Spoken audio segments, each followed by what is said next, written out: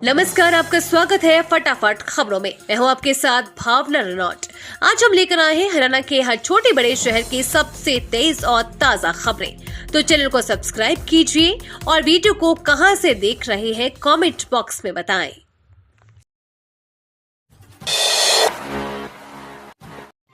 पहाड़ों में बर्फबारी से हरियाणा में बढ़ी ठंड। हिसार में तापमान फिर पहुंचा शून्य के करीब। पहाड़ों में हुई बर्फबारी से हरियाणा में ठंड बढ़ गई है। प्रदेश के हिसार जिले में तापमान फिर से शून्य के करीब पहुंच गया है।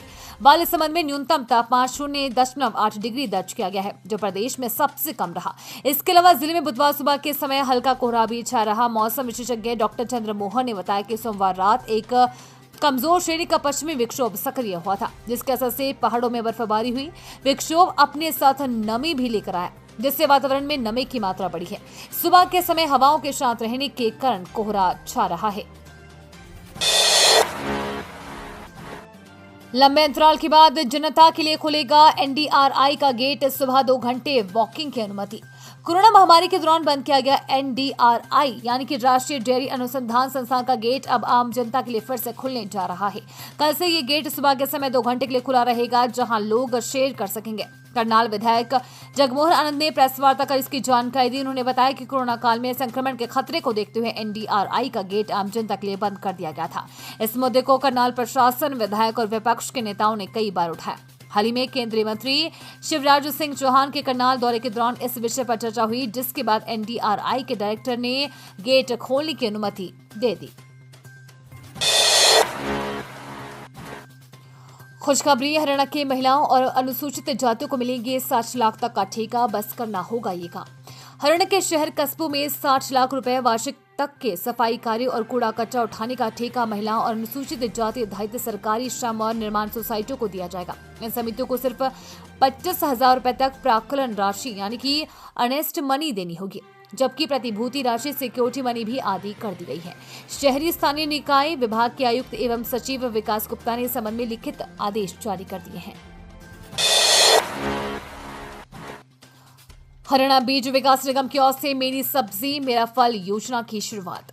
हरियाणा बीज विकास निगम की निदेशक मंडल की बैठक हुई। बैठक में कई अहम फैसले लिए गए, जिसमें मुख्य रूप से मेरी सब्जी मेरा फल योजना शुरू करने का फैसला लिया गया। ये योजना पूरे प्रदेश में तुरंत प्रभाव से लागू की गई है। इसके तहत लोगों को अपने घरों में खाली जगह पर सब्जियां लगाने के लिए प्रेरित किया जाएगा।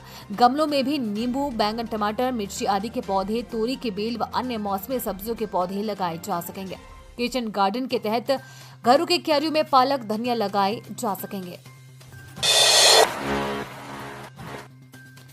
नगर परिषद के रैन बसेरे खाली खुले में सो रहे लोग बस स्टैंड व नगर परिषद कार्यालय में बनाए गए हैं। भिवानी के प्रशासन द्वारा शहर में बेसहारा व मुसाफिरों के लिए रैन बसेरे बनाए गए हैं। रैन बसेरे लोगों के लिए निःशुल्क बनाए गए हैं, लेकिन बेसहारा लोग फिर भी रैन बसेरों की बजाय जमीन पर सो रहे हैं।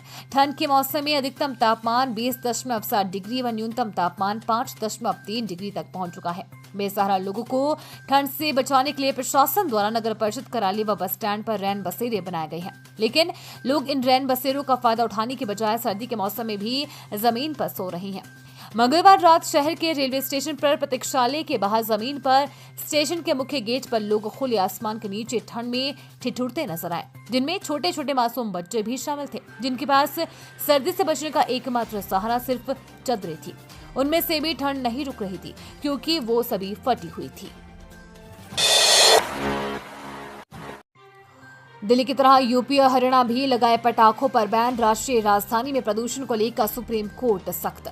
दिल्ली में वायु प्रदूषण को लेकर सुप्रीम कोर्ट ने गुरुवार को जरूरी दिशा निर्देश दिए। शीर्ष अदालत ने कहा कि वो उत्तर प्रदेश और हरियाणा को भी दिल्ली की तरह पटाखों पर पूर्ण प्रतिबंध लागू करने का निर्देश देता है। लाइव लॉ की रिपोर्ट के मुताबिक सुप्रीम कोर्ट ने कहा कि हमारा मानना है कि प्रतिबंध तभी प्रभावी होगा जब एनसीआर क्षेत्र का हिस्सा बनने वाले अन्य राज्य भी इस तरह के उपाय लागू करेंगे। हरियाणा की फुटबॉल टीम को सिल्वर मेडल। 68वीं नेशनल स्कूल खेल प्रतियोगिता अंडर 17 लड़कियों की 6 से 10 दिसंबर तक जम्मू में संपन्न हुई। इसमें हरियाणा की फुटबॉल टीम ने रजत पदक प्राप्त किया। इस टीम में मानस गांव की खिलाड़ी खुशी भी शामिल रही है। बुधवार को जिला शिक्षा अधिकारी कैथल रामदिया गागट को सभी ऑफिशियल्स सदस्यों ने फुटबॉल ट्रॉफी सौंपी। जिला शिक्षा अधिकारी ने सभी साथियों का हौसला बढ़ाया। एईओ रमेश शहले कार्यक्रम की अध्यक्षता की। नूंह में केंद्रीय मंत्री अमित शाह के इस्तीफे की मांग, कांग्रेस कार्यकर्ताओं ने फूका पुतला, अम्बेडकर को लेकर दिए बयान का जताया विरोध।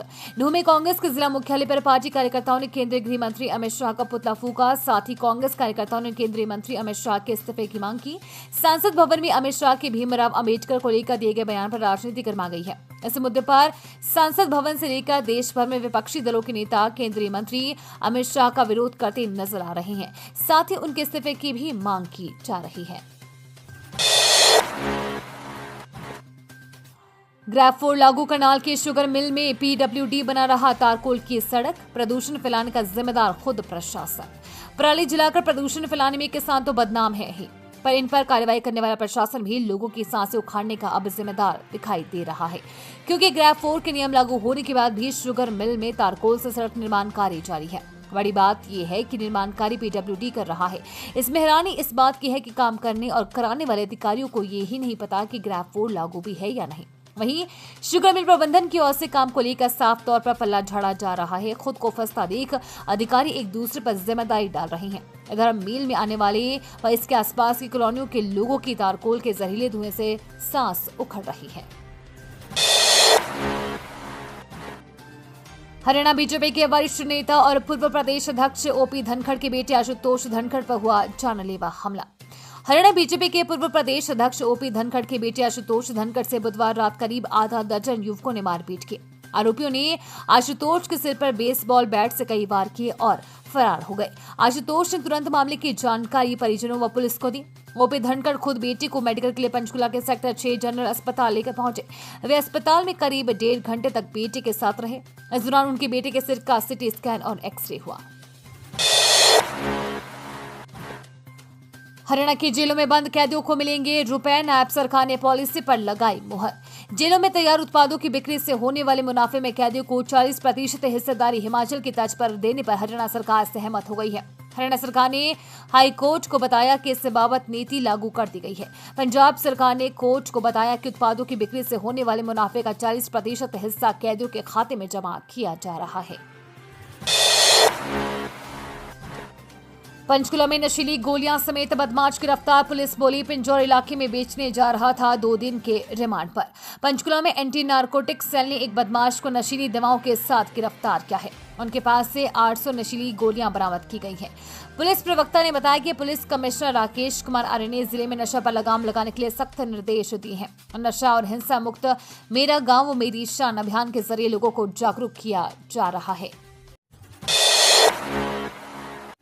ये थी आज की फटाफट खबरें। हम मिलेंगे अगले बुलेटिन में, तब तक के लिए धन्यवाद और जय हिंद।